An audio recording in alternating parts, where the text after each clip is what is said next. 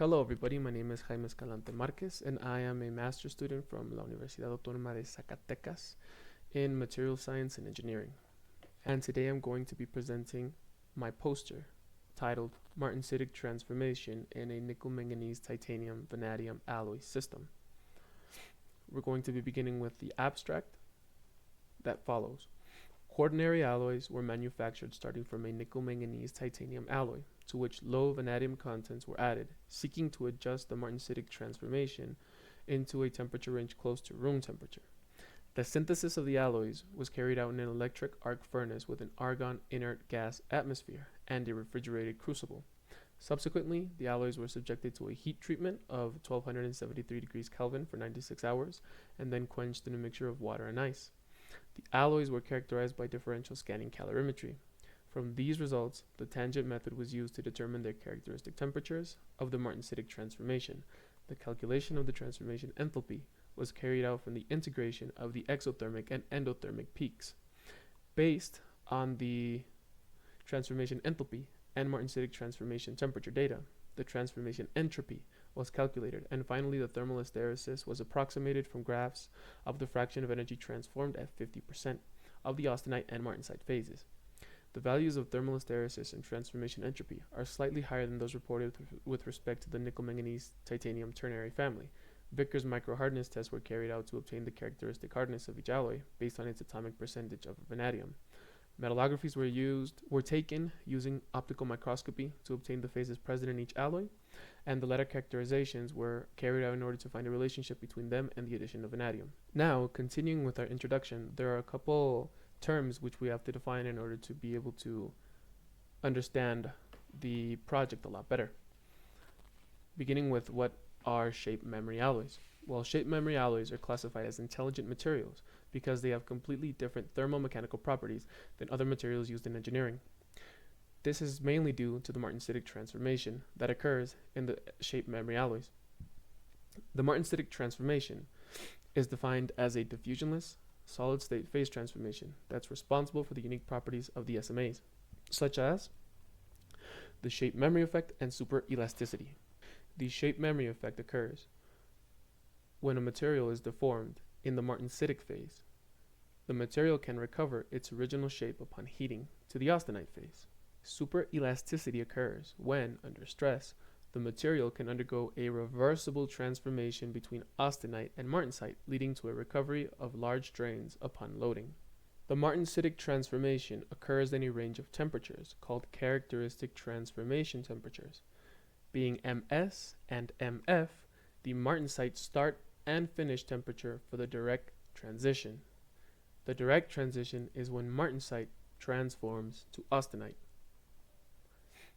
And As and Af are the austenite start and austenite finish temperatures for the inverse transition, when austenite transforms into martensite.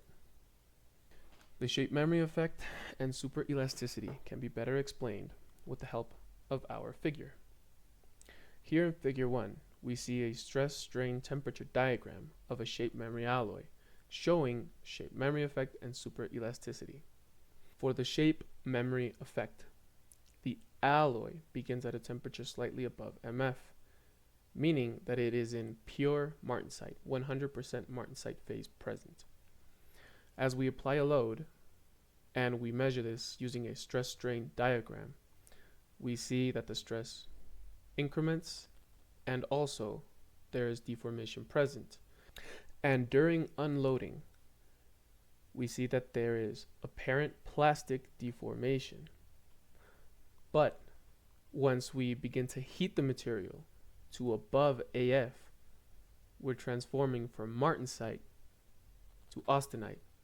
And what this does is it reverts that apparently plastic deformation all the way back to its original shape.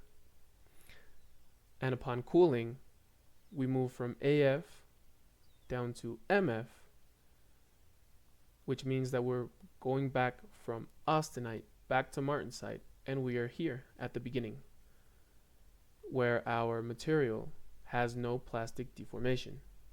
For superelasticity, the temperature of the material has to be above AF. It has to be above the austenite finish temperature. which means that we have 100% austenite.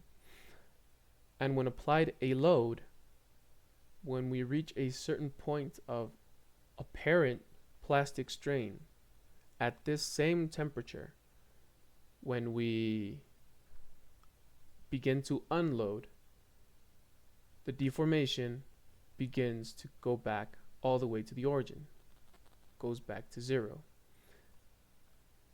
Moving on, our primary objective is to obtain alloys of the quaternary system, nickel, manganese, titanium, vanadium, by studying the effect of addition of vanadium on the Martensitic transformation temperatures and the material hardness.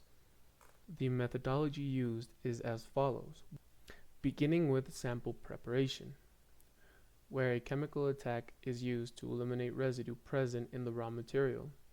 The solution used was nitrile at 10%. It was agitated until all of the residue was gone. And afterwards, the material was weighed to specific quantities. After the samples were prepared, synthesis of the alloys was conducted via electric arc furnace, where in a copper-cooled crucible, an electric arc was passed through a vacuum of inert gas argon in order to melt the raw material present and to create the final product, which is in the form of button ingots.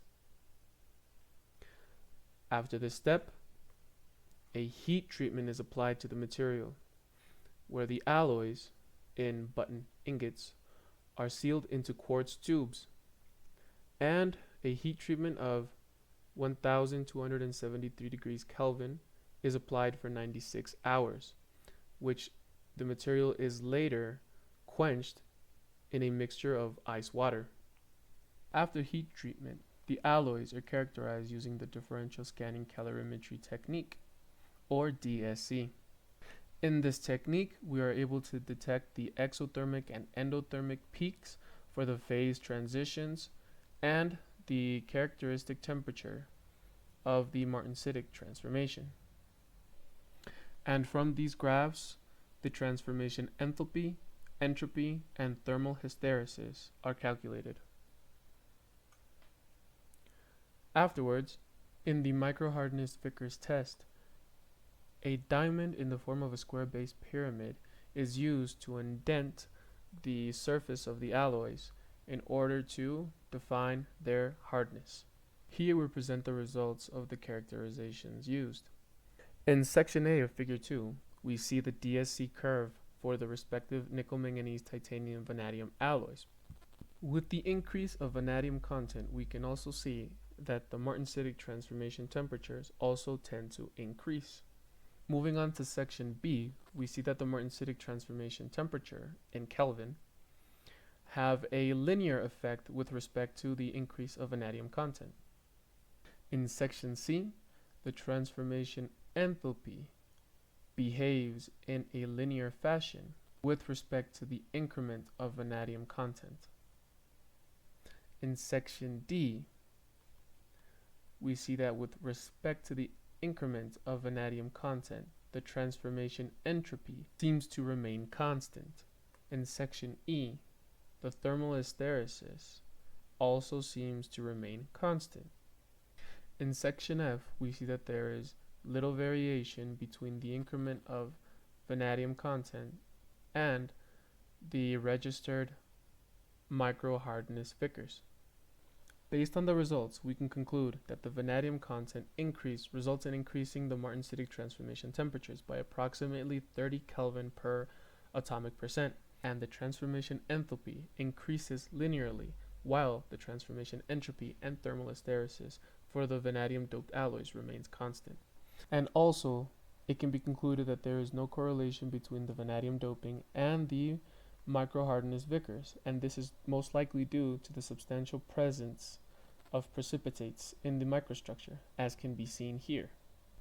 And lastly, we have our references used for our poster and our acknowledgements.